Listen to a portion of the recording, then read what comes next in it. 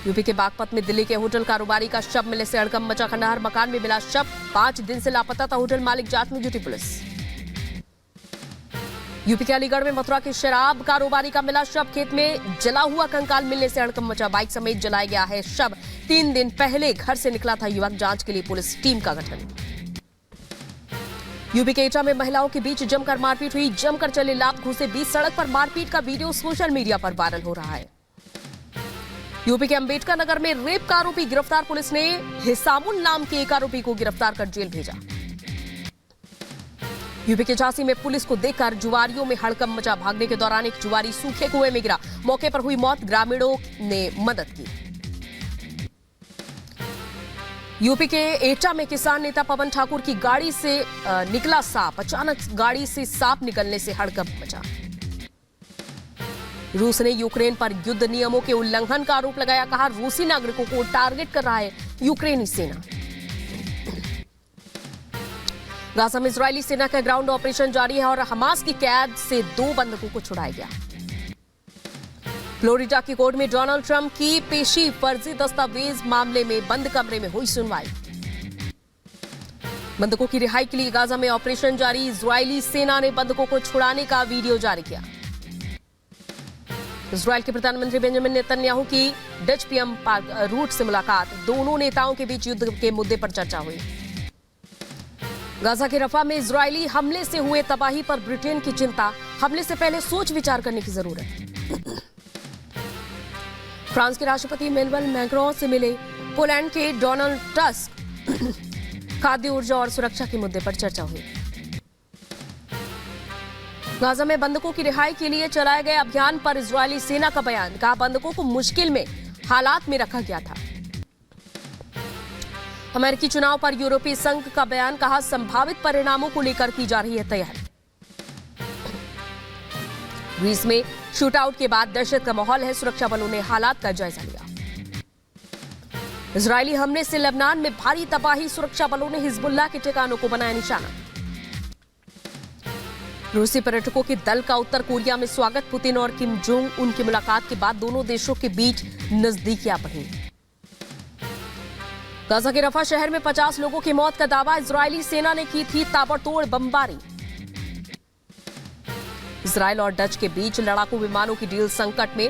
International court ने विमानों की डील पर रोक के आदेश दिए। तुर्की में अंतरिक्ष से लौटे अल्पर गेजोरावासी का स्वागत हुआ। एयरपोर्ट पर बच्चों ने गुलदस्ते भेंट कर वेलकम किया। अर्जेंटीना के राष्ट्रपति जेवियर माइली से मिले पोप फ्रांसिस। शांति के मुद्दे पर दोनों के बीच चर्चा हुई। ओमान में 14 सालों से कैद 2 अफगान नागरिक रिहा हुए। जेल से छूटने के बाद काबुल पहुंचे दोनों नागरिक। बंधकों की रिहाई को लेकर परिजनों को उम्मीदें हैं। हमास ने इजरायली नागरिकों को बनाए हैं बंधक।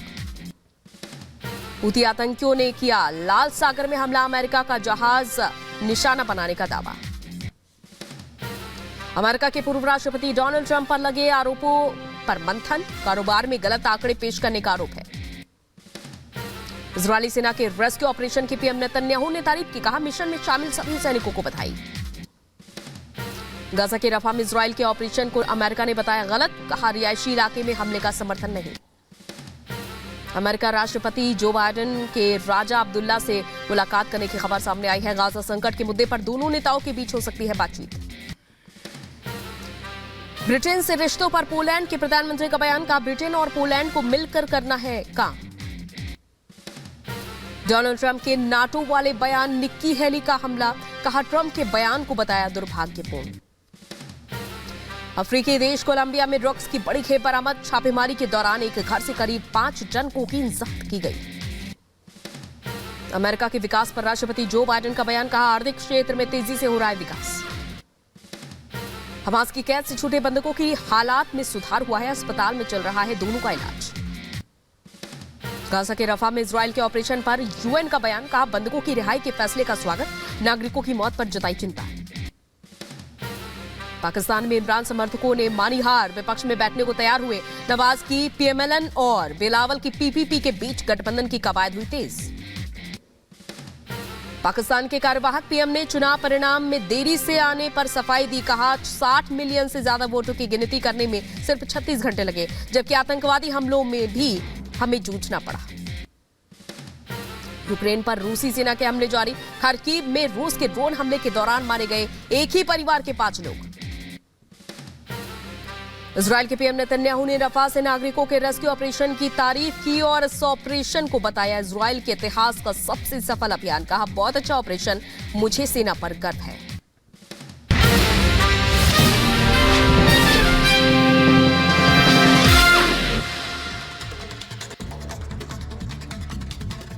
और बात करते हैं बिहार की। बिहार में जेडीयू विधायक बीमा भारती के पति और बेटे को पुलिस ने गिरफ्तार कर लिया है। और क्या है ये पूरा मामला, इस 1 मिनट की रिपोर्ट में हम आपको दिखाते हैं।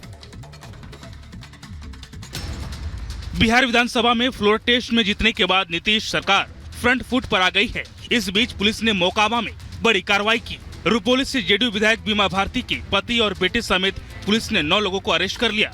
बताया गया कि आर्म्स एक्ट के तहत गिरफ्तार किया गया है। हालांकि पुलिस की तरफ से अभी इस पर कोई प्रतिक्रिया सामने नहीं आई। वहीं बीमा भारती ने गिरफ्तारी पर पुलिस प्रशासन पर खुलकर भड़ास भी निकाला। कहा कि मुझे और मेरे परिवार को टारगेट किया जा रहा है। हमारा लाइसेंस है, मेरे नाम से लाइसेंस है, हम साथ में थे, मेरी बेटी के नाम से लाइसेंस है। कोई अवैध हथियार लेकर के चल रहे थे क्या?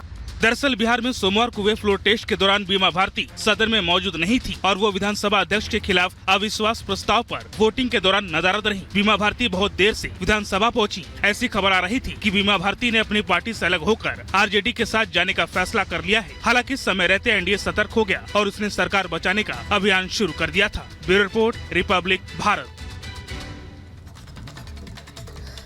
और गुजरातियों पर विवादित बयान देने वाले मानहानि का मुकदमा जो झेल रहे आरजेडी नेता तेजस्वी यादव की याचिका पर सुप्रीम कोर्ट आज फैसला सुनाएगा। देखिए 1 मिनट में पूरी रिपोर्ट। बिहार के पूर्व उप मुख्यमंत्री तेजस्वी यादव की मुश्किलें कम होने का नाम नहीं ले रही हैं। बिहार में सत्ता परिवर्तन के बाद एक और जहां ईडी ने लैंड फॉर जॉब इसके मामले में उन पर शिकंजा कसा हुआ है, तो वहीं उनकी एक पुराने बयान को लेकर भी वो संकट में नजर आ रही हैं। तेजस्वी यादव के गुजराती ठग वाले बयान से संबंधित मामले में सुप्रीम कोर्ट आज अपना फैसला सुनाने वाला है। तेजस्वी की ओर से इस मामले की सुनवाई गुजरात से बाहर किसी अन्य राज्य में कराने की गुहार लगाई है। दरअसल तेजस्वी यादव के बयान के खिलाफ गुजरात के रहने वाले हरीश मेहता ने आपराधिक मानहानि का मामला दर्ज कराया था। मेहता ने आरोप लगाया था कि तेजस्वी के बयान से गुजरातियों के स्वाभिमान को ठेस पहुंची है। ऐसे में तेजस्वी के कोर्ट में माफीनामा दर्ज कराने के बाद पिछले हफ्ते सुप्रीम कोर्ट ने अपना फैसला सुरक्षित रख लिया था। ऐसे में आज ये देखना अहम होगा कि सुप्रीम कोर्ट का क्या रुख रहता है। Bureau report, Republic Bharat.